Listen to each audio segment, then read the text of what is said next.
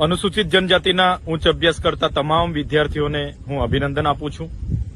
તમારો બધાનો સાથ અને સહકાર અને મોડા પણ ગુજરાત સરકારે પોતાની ભૂલ સ્વીકારીને પુનઃ ભારત સરકાર પુરસ્કૃત પોસ્ટ મેટ્રિક શિષ્યવૃત્તિની યોજના ચાલુ કરવા આજે પરિપત્ર બહાર પાડ્યો છે, ત્યારે એમનો પણ હું આભાર વ્યક્ત કરું છું.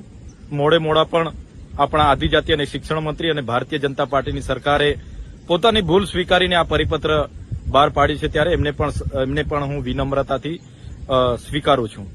સાથીઓ, આપ સૌ જાણો છો 1/7/2010 રોજ કેન્દ્ર સરકારે અનુસૂચિત જનજાતિના વિદ્યાર્થીઓ ઉચ્ચ અભ્યાસ કરી શકે એના માટે પોસ્ટ મેટ્રિક શિષ્યવૃત્તિની યોજના ચાલુ કરી હતી. એમાં કેન્દ્ર સરકાર 75% અને રાજ્ય સરકાર 25% હિસ્સો આપીને આદિજાતિના વિદ્યાર્થીઓને ભણાવવામાં મદદરૂપ બનતા હતા. ત્યારે 28/10/2024 રોજ ગુજરાતની ભારતીય જનતા પાર્ટીની સરકારે આ સ્કોલરશીપની યોજના અચાનક બંધ કરી દીધી. ત્યારબાદ અમે વિદ્યાર્થી નેતા એવા યુવરાજસિંહ જાડેજા સાથે સૌપ્રથમ બિરસા મુંડા ભવનનો ઘેરાવો કર્યો. ત્યારે પણ હજારો વિદ્યાર્થીઓ અમારા સહકારમાં હતા.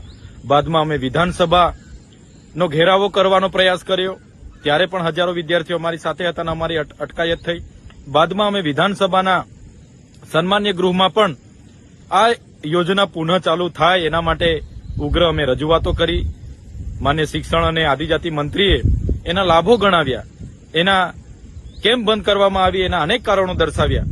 છતાં અમે તીવ્રતાથી માંગ કરી અને આ માંગમાં આમ આદમી પાર્ટીનો પૂરો સહકાર રહ્યો. સાથે સાથે કોંગ્રેસના વિપક્ષના નેતા અમિતભાઈ ચાવડા, અનંતભાઈ પટેલ અને જિગ્નેશ મેવાણી સહિત તમામ ધારાસભ્યોએ આમાં અમને સહકાર આપ્યો. અમને તમામને વિધાનસભામાંથી સસ્પેન્ડ કરવામાં આવ્યા, અમને ઉચકીને બહાર લઈ જવામાં આવ્યા. છતાં અમારી માંગ એ વ્યાજબી હતી અને સાચી હતી, જેને આજે સરકારે સ્વીકારી છે. ત્યારે ગુજરાતના તમામ જિલ્લાઓમાં અમે યુવરાજસિંહ જાડેજા સાથે રહીને આવેદનપત્રો પણ આપ્યા છે. અનંતભાઈ પટેલ એમની NSUIની ટીમ સાથે રહીને આવેદનપત્ર અને વિરોધ પણ એમણે દર્શાવ્યો છે.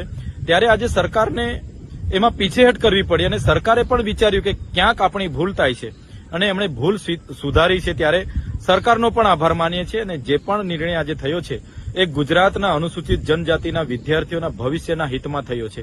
ત્યારે એમને સહજતાથી અમે આવકારીએ છીએ.